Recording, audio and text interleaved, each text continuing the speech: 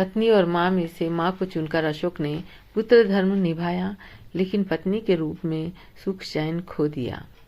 वर्षों बाद पत्नी के लौटने पर अशोक खुश तो हुआ, पर तब तक क्या बहुत देर नहीं हो चुकी थी।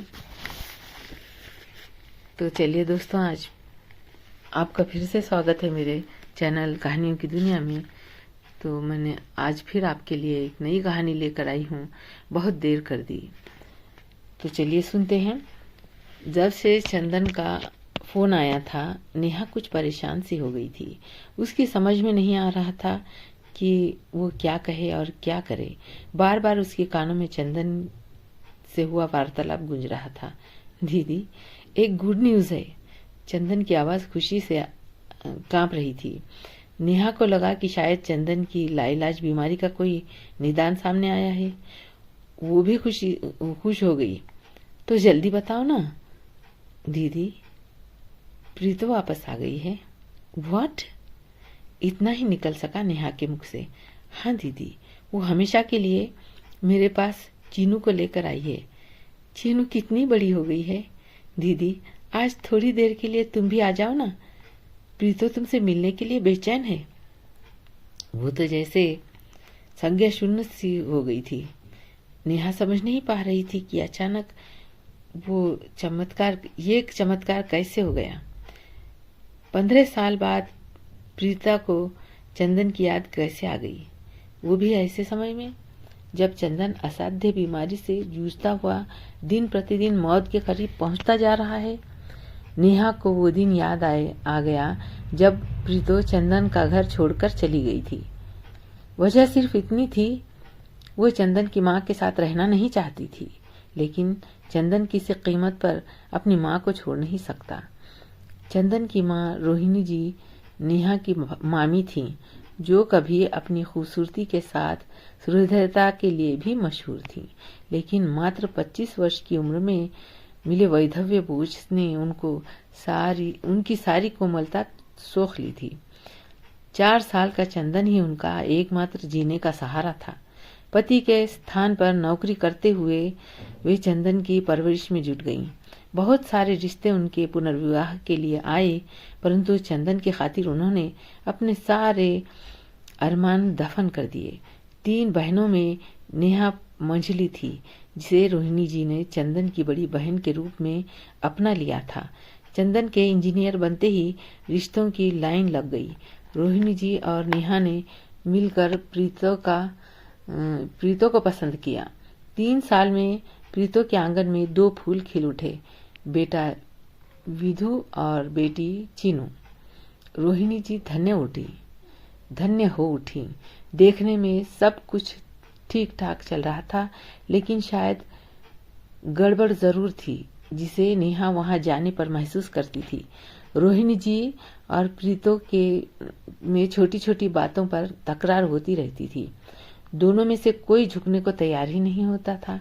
मामी अपनी जगह पर सही होती थी और प्रीतो के तर्क अपनी जगह पर ठीक थे, लेकिन दोनों के बीच में फंसकर चंदन की मति सांप छछूंदर की तरह गति सांप छछूंदर की तरह हो गई थी। नेहा से उसकी हालत देखी नहीं जाती थी, इसलिए उसने 1-2 बार प्रीतो को समझाने की कोशिश की, लेकिन प्रीतो ने स्पष्ट शब्दों में कह दिया, दीदी बहुत हुआ, अब मैं माँ जी को नहीं झेल सकती हूँ। उन्हें फैसला करना ही होगा कि ये किसके साथ रहेंगे। चंदन ने अपना फैसला सुना दिया। मैं जीते जी अपनी माँ को नहीं छोड़ सकता। मैं इतना खुदगर्ज नहीं हूँ कि उस माँ को छोड़ दूं जिसने सिर्फ मेरे लिए अपनी पूरी जिंदगी होम कर दी।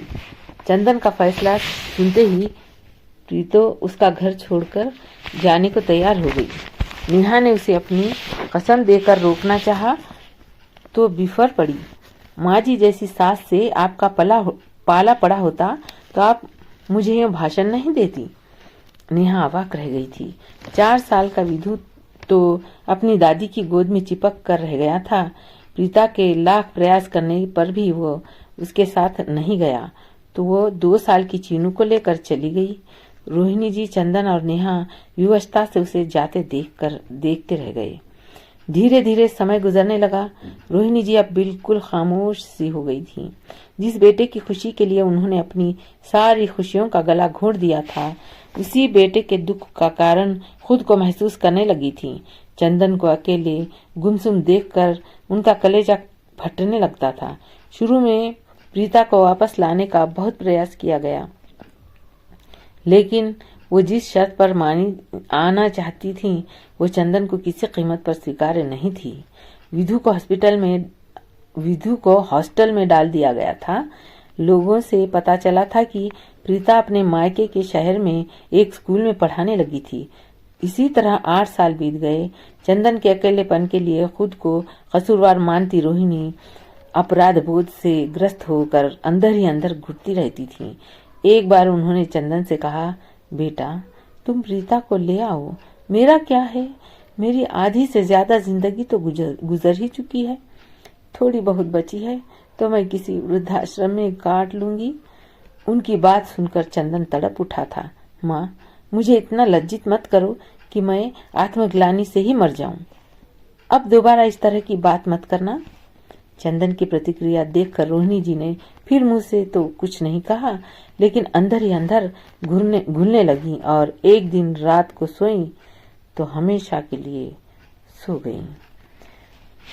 इस सदमे से उबरने में चंदन को अच्छा खासा वक्त लगा। वो उससे उबर भी नहीं पाया था।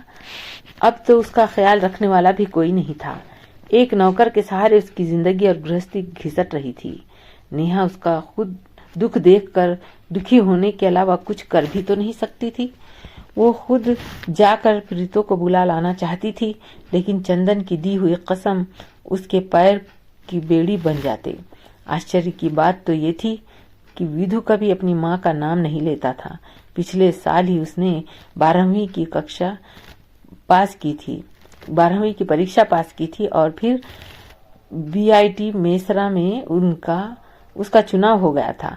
विधु का एडमिशन कराने के बाद जब चंदन नेहा से मिला तो उसकी तबीयत ठीक नहीं लग रही थी। नेहा ने उसे डॉक्टर के पास ले जाने की जिद की तो वो टाल गया। इसके 15-20 दिनों के बाद ही चंदन के नौकर माधव ने फोन कर सूचना दी, दीदी साहब अचानक बेहोश हो गए हैं, मैं उन्हें लेकर आयुष्मान हॉस्पिटल जा रहा हूँ। बदहवास सी नेहा अपने पति के साथ हॉस्पिटल पहुंची। चंदन के पूरे शरीर की जांच कराई गई। रिपोर्ट सुनकर नेहा चक्कर खाकर गिर पड़ी। चंदन को ब्लड कैंसर था, जो 3री स्टेज पर पहुंच चुका था। उसके स्वस्थ होने की कोई उम्मीद नहीं थी। हाँ, महंगी दवाइयों के बल पर उसे 1-2 साल जिंदा रखा जा सकता था। चंदन ने हालात से समझौता कर लिया। उसने अपनी नौकरी से VRS ले लिया और किताबों को अपने अकेलेपन का साथी बना लिया। नेहा ने बहुत आग्रह किया कि वो उसके पास आकर रहे, लेकिन चंदन ने इनकार कर दिया। दीदी, जीवन भर वो ये तन्हाई ही तो मेरी साथी रही है, और फिर माधव है ना मेरे पास मेरी देखभाल के लिए। नेहा उसकी हालत पर तड़प उठी थी।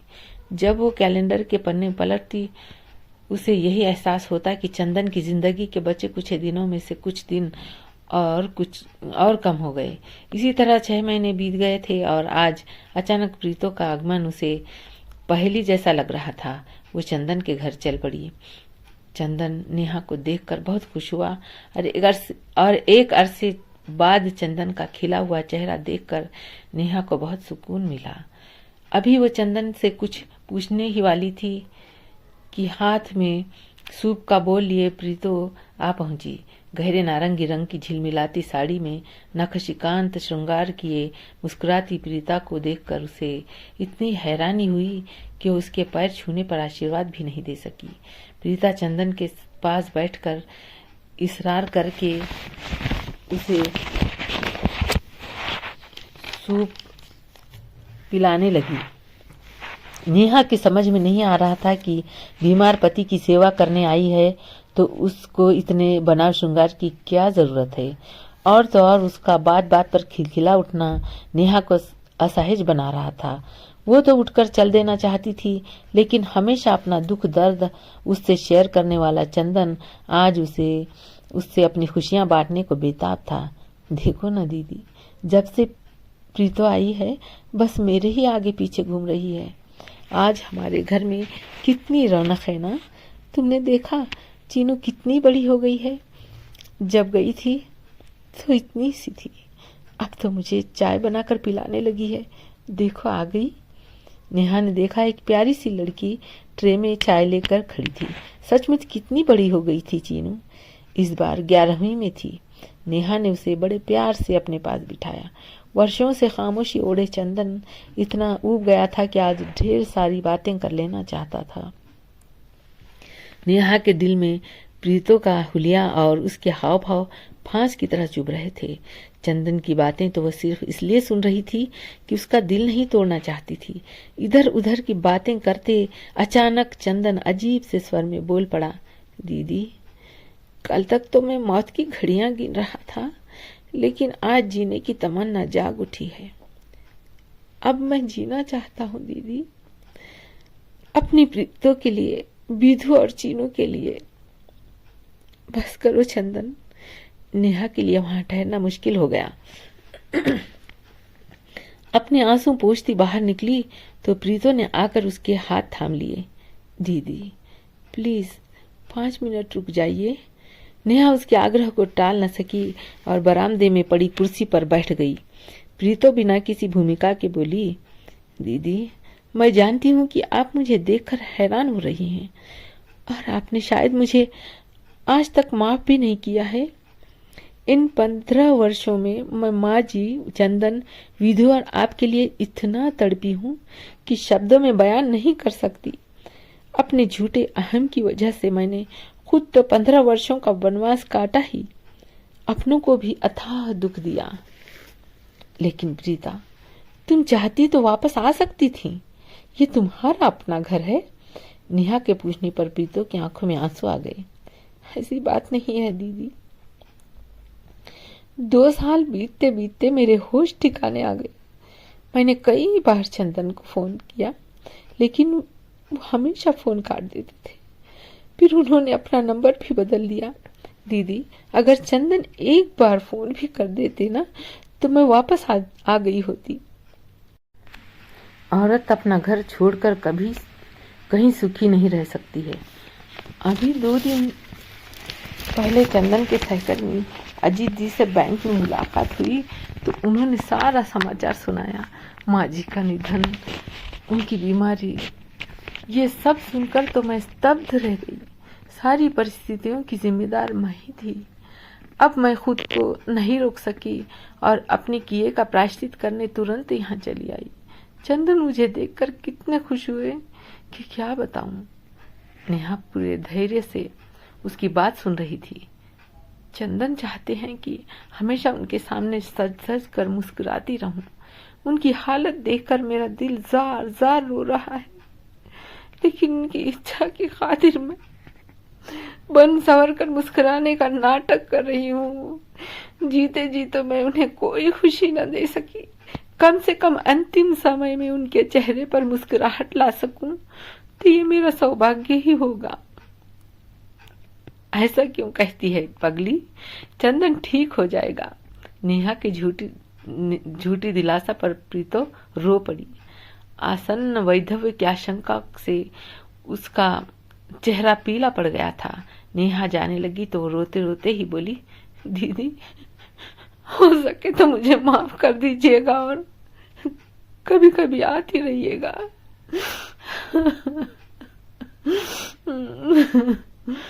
माफ तो नेहा ने उसे पहले ही कर दिया था। प्रीता पर उसे इतना तरस आ रहा था कि क्या कहें। रूंधे गले से बस इतना ही कह सकी, प्रीतो, काश तुम पहले ही आ गई होती तो सब कुछ कितना अच्छा होता। तुमने तो आने में बहुत देर कर दी प्रीतो, बहुत देर कर दी।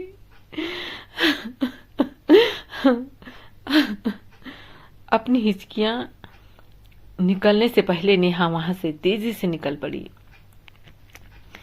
तो दोस्तों, आप सुन रहे थे बहुत देर कर दी, बहुत ही इमोशनल और एक दिलचस्प घरेलू, दिल को छू लेने वाली, दिल को झकझोरने वाली घरेलू कहानी बहुत देर कर दी। सच में इस एक सबक आमद कहानी है, इससे सबक मिलती है। कभी भी मियाँ बीवी यानी हस्बैंड वाइफ में कभी झगड़ा नहीं होना चाहिए। इसमें बच्चे, घर तो टूटता ही है और बच्चे भी अनाथ हो जाते हैं, माँ बाप के जीते जी अनाथ हो जाते हैं। तो उनके लिए प्लीज़ मत कीजिए झगड़ा और अपने घर को बनाए रखिए, समझदारी से काम लीजिए प्लीज़। माँ तो माँ होती है, शौहर की माँ भी है अपने हस्बैंड की, तो अपनी माँ उससे समझ कर